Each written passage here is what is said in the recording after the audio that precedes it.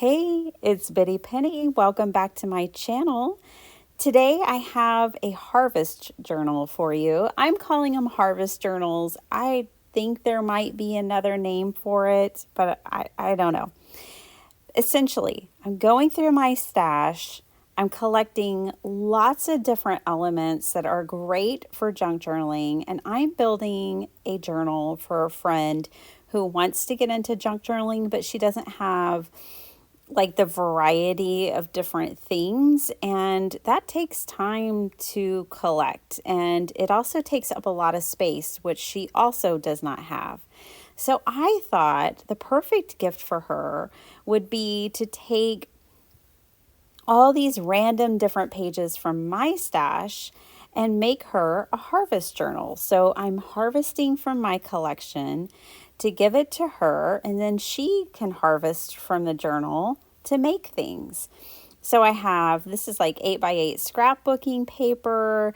I had tea-dyed paper, children's writing paper. Oh my goodness, just all kinds of things. Now I'm not using any digitals at all. I'm only using pages from books or other types of paper, and then typical journaling things, but no digis in these, because usually the policy on digitals is that you can't share them. You can't share the files. You can't just print it and share the pages with people. So I want to respect all the angel policies. Okay, now one thing that really helps, I think, when building this is, you notice I have these like packs of paper here, and I'm keeping, although I'm really folding it down, I am folding them all at once so the creases aren't too strong. So I'm going to gather a few pages. I'm going to show you the difference here. So this one, I'm just folding one page by itself, and that is going to make a really strong crease on that page. But if I fold 3, 4, 7 pages at once, I'm going to get a softer crease. And the reason why I'm doing this is so that my friend can use these in lots of different ways, and she's not stuck only folding everything in half, because that's what I did to put this in her journal. Now, everything that I'm putting in this journal can be reused. So the cover, I'm not decorating it, I'm not reinforcing the spine, I'm not doing anything.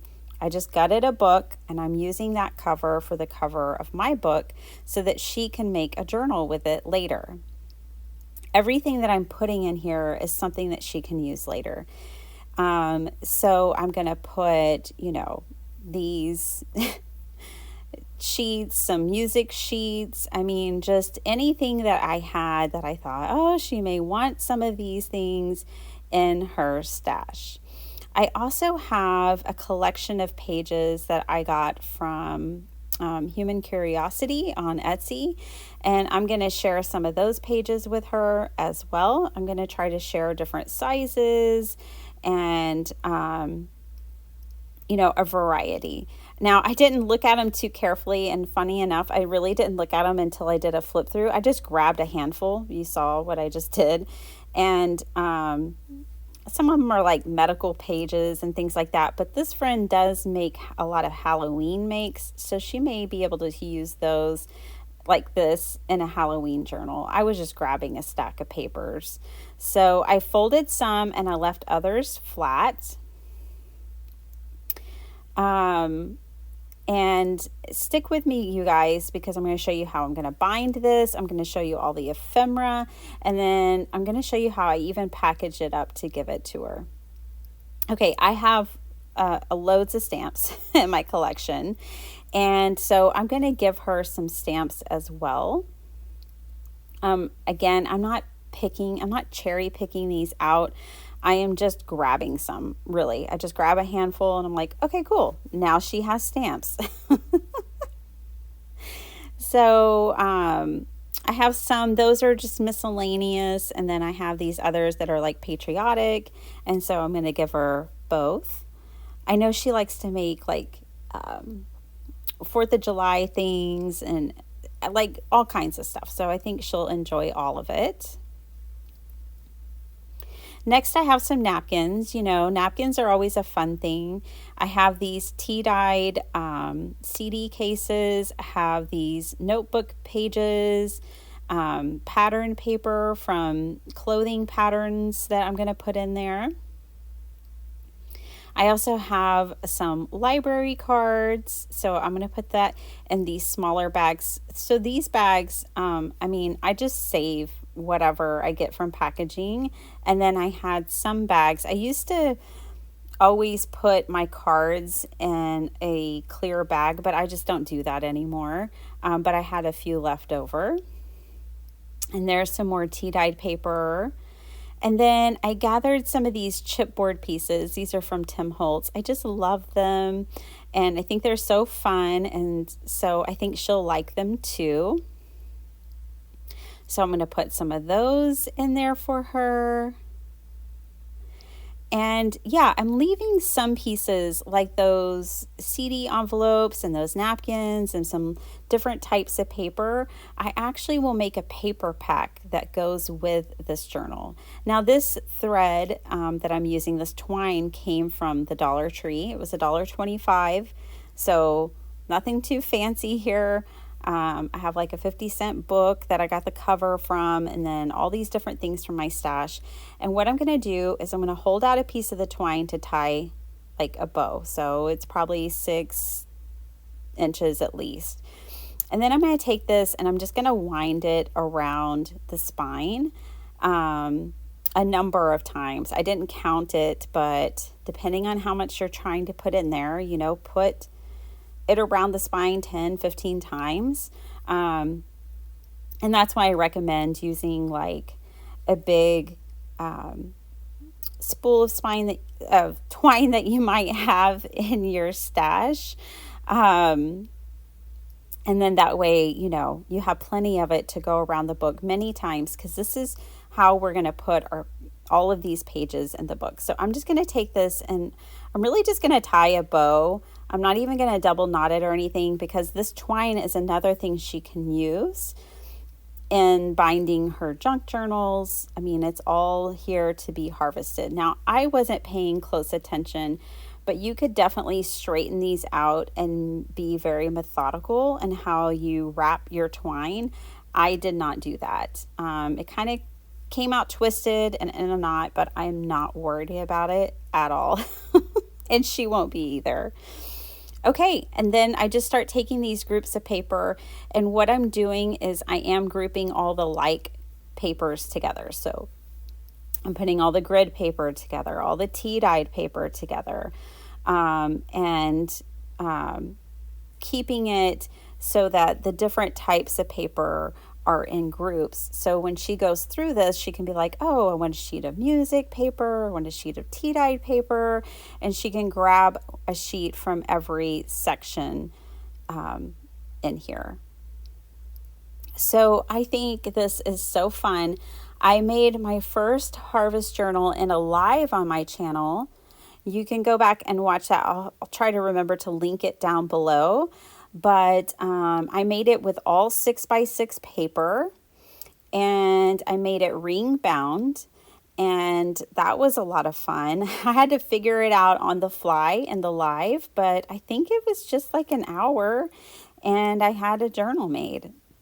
And that was for a friend of mine who's a card maker. She doesn't do junk journaling, but I thought she would just love to have a variety of 6x6 papers, and they're like gremlins in my craft room. They just keep multiplying. I go get a glass of water and come back, and there's there's more 6x6 paper. I did grab my stack of children's book illustrations. These are old vintage illustrations from different children's books, and so I grabbed those as well. I thought that she would enjoy having some of those. So I have a stack here that I can put in the book because they're still connected. And then I have a stack that I'm going to put in her paper pack. I did not want to fold those. I think they're amazing for their pictures and their words, and I just didn't want to fold those. So anything I didn't want to fold goes in her paper pack. Things like the napkins and some of these more brittle old pages, um, and the patterned paper, those different kinds of things. I am going through now and just adding anything that I had left out. I hope you guys enjoyed seeing this. You could also make one of these for yourself. It might be fun to go through your scraps and make a harvest journal. Maybe if you struggle to use all of your scraps and you put them in a journal like this one, then you might be more inclined to use them. Just a thought. So you could totally do that. My journal was feeling quite full, and so I think that is all that I put inside of it, and then I opt to do the rest of this in the paper pack. So now I'm going to show you guys kind of how I package everything and put everything together. For one, I keep all of my plastic sleeves like this. I just do from all my paper that I buy, and anything that I buy that comes in plastic sleeves like this, I keep it. Obviously, this one's a little bit big, but it's no big deal because I'm going to just flip the side over and then put fabric with these. So the other thing that I love in my junk journals is fabric. So I went to my fabrics and I got 3 pieces that I knew could be beautiful ribbons to tie around these packages. And then this will give her ribbon to use in her journaling. I am giving her these at Christmas time, but I didn't want to give her only like Christmas themed products because I want her to be able to use this all year long.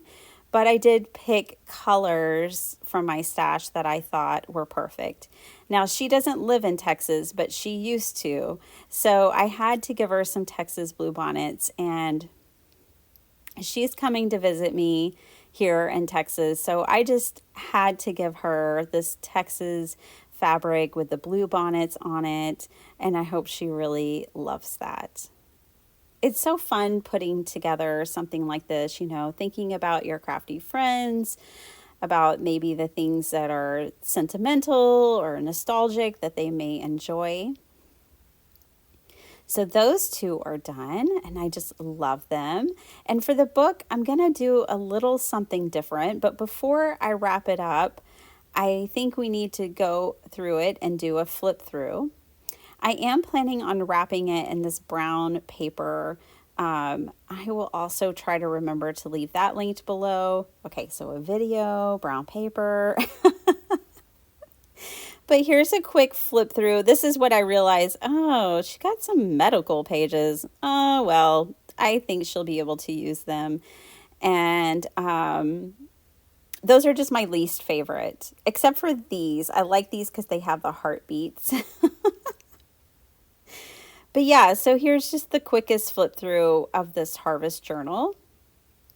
And like I said before, just everything in this whole package, even this brown paper, I'm using, some washi tape to keep it together, but I mean, it'll come off easily. And so everything in here is something that she can use and use it to make some junk journals. Do you have to have all this stuff to make junk journals? No. I think the whole point of a junk journal is that you're using what you have or what you easily can find, and not spending a ton of money on it. So, I mean, that's just me. So, you don't have to have library cards. You don't have to have the things I'm showing you here, but I'm harvesting from my stash. And I encourage you, whatever you harvest from your stash to make these journals will be amazing and beautiful. I just know it. So that fabric reminded me of candy canes, and I thought it was perfect for these. All right, so I decided to put mine in a brown paper bag. And I'm going to fancy the bag up with some of these new to me stamps. They are just old stamps that I got at a thrift store recently, and I got some Christmas ones, so I'm going to use them. And so I just grabbed my VersaFine Onyx Black ink, and I'm just going to stamp these little stamps around. And I have made a video for you guys of making like 20 cards from my scraps. And I used this little image in it, the little gingerbread image. And so you'll get to see one of those cards when I finish up this bag. So I just stamped with different images all over the bag. Some impressions were better than others. If you're comfortable, you can always go back in the way I am here and fill in any spots. Some of it I was comfortable doing that. Others I was like, no, we're just going to leave it imperfect. And then I had these scraps over on the side that I had used in a different project, and I decided I would make a pocket to go on the front of her bag, and then I'm going to tuck my card in that pocket. So I grabbed my scraps, and I'm just making a quick and easy little pocket from my scraps. Maybe if you're not ready to make a harvest journal, but maybe, you can get some ideas from the way I'm packaging this. If you're making a different kind of journal for someone this year, or you're giving your cards to someone as a gift, I just think that handmade is best made. It just seems more meaningful when we give something that is handmade. I mean, it doesn't have to be every Christmas, or whatever, but I just think it's fun and special. Okay, I had this trim over off on the side. I had trimmed it thinking I was going to use it for a project, and I didn't, but I just kept it on my desk with all the other things that are on my desk, and it fit this perfectly. I didn't have to trim it or cut it at all. I also decided I off-centered this pocket because it was such imperfect stamping over there. So I'm just kind of masking some of the stamping that I wasn't crazy about with this pocket. I glued 3 sides, and then I grabbed my card to tuck in. And here is the card. Just so cute. It matches the bag. I hope you enjoyed this video. Thank you so much for watching, and I'll see you guys next time. Bye.